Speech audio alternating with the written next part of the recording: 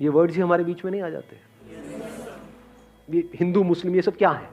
क्या रियलिटी है? Just words. Religion क्या है? एक्चुअल में तो एक वर्ड ही है। दो बुक्स हैं, उनके अलग अलग नाम हैं। ये क्या है? वर्ड्स ही तो है। उसमें कुछ अलग वर्ड्स हैं उसमें, तो ये वर्ड्स ही इंसान को इंसान से अलग नहीं कर रहे हैं। कुछ लोग बात करते हैं नेशनैलिटी की, आज के लिए बड़ा हॉट टॉपिक है। जरा सा कोई कुछ बोल देता है तो उसको इमीडिएटली लोग आकर के बोलते हैं तो एंटी नेशनल है। What is nationality? क्या नेशनैलिटी का मतलब यह है कि जो हमारी नेशनैलिटी है उससे अलग जिनकी भी नेशनैलिटी है, जो भी है, उन सबको गालियां निकालना, उन सबको उल्टा बोलना, यह है नेशनैलिटी का मतलब। ज्यादातर लोग यही तो कर रहे हैं। ये चीज देख करके मेरे को बड़ा बुरा लगता है। आप अगर देखोगे ना मेरी वीडियोस में नीचे कमेंट सेक्शन में, क्योंकि हर तरह के लोग हर जगह से देख रहे हैं।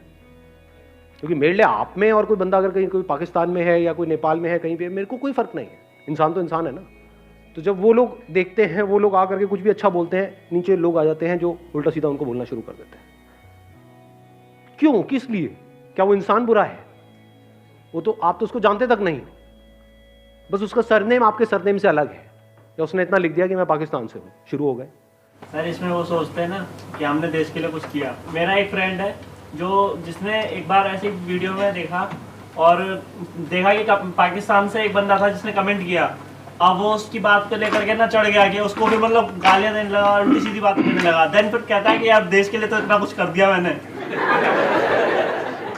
वो बेवकूफ आदमी ये कह रहा है कि मैंने देश के लिए किया। क्या उसने देश के लिए कुछ अच्छा किया है, बुरा किया? देश का नाम अच्छा किया पूरी दुनिया में या खराब किया? क्योंकि you are not different from the country, you are not different from the nation, you are the nation, I am the nation. तो what does our nation stand for? Do we stand for hatred और do we stand for acceptance? तो जो भी ये words आपके अंदर पड़े हुए हैं कि मैं इंडियन हूं, मैं पाकिस्तानी हूं, मैं हिंदू हूं, मैं मुस्लिम हूं, मैं मेल हूं, मैं फीमेल हूं, मैं अमीर हूं, मैं गरीब हूं, मैं इंटेलिजेंट हूं, मैं बेवकूफ हूं, मैं छोटा हूं, मैं बड़ा हूं, ये सारे क्या है? वर्ड्स ही तो है। For example, you are a male. अब ये मैंने बहुत जगह पे देखा है, जब भी मेरे लव ऑफ के सेशंस होते हैं ना, उसमें नीचे कुछ कमेंट्स आते हैं। कई बार मैं देखता हूं कि भाई समझने के लिए कि लोगों की थिंकिंग क्या चल रही है, तो वहां पे पता लगता है there are lot of guys जो उल्टा सीधा लिख रहे होते हैं फीमेल्स के बारे में, कि सब धोखेबाज होती हैं, सब ये होती हैं, सब वो होती हैं। ये क्या है? ये रियलिटी है या सिर्फ वर्ड्स है? जो भी आपकी एक इमेज बनी हुई है बेस्ड अपॉन कभी किसी एक के साथ में कुछ एक्सपीरियंस हो गया, या आपको खुद को भी नहीं हुआ, आपके किसी दोस्त का कोई एक्सपीरियंस हो गया किसी के साथ में, उसके बेस पे आपने अपनी एक इमेज बना ली कि दुनिया की सारी लड़कियां ऐसी होती हैं। तो अगर आप कहते हो कि ये रियलिटी है, कि नहीं सर आप गलत कह रहे हो, ये तो रियलिटी है, सारी लड़कियां ऐसी होती है, तो मैं पूछूंगा कि आपकी बहन भी ऐसी है? नहीं नहीं नहीं, मेरी बहन ऐसे नहीं।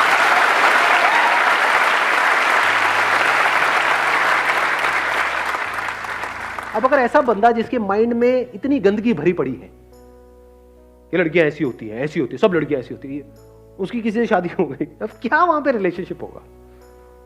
इसकी सबकी जड़ क्या है अगर ध्यान से समझ पा रहे हो तो? वर्ड्स, नॉलेज, कि वो ऐसा है, वो वैसा है, वो ऐसी है, वो वैसी है, ऐसा होता है, वैसा। इन सबको आप छोड़ करके जब देखना शुरू कर देते हो तो you are looking at everything as if you are looking at it for the first time. सब कुछ नया है, सब कुछ फ्रेश है, क्यूरियोसिटी अंदर भरी पड़ी है। और ये क्यूरियोसिटी कोई आर्टिफिशियल क्यूरियोसिटी नहीं है, एक्चुअल है।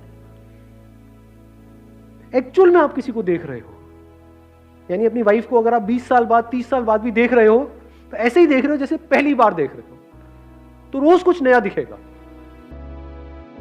वो कभी भी पुरानी नहीं होगी। वो पुरानी नहीं होगी तो आप पुराने नहीं होगे। That is being young forever. Thank you so much.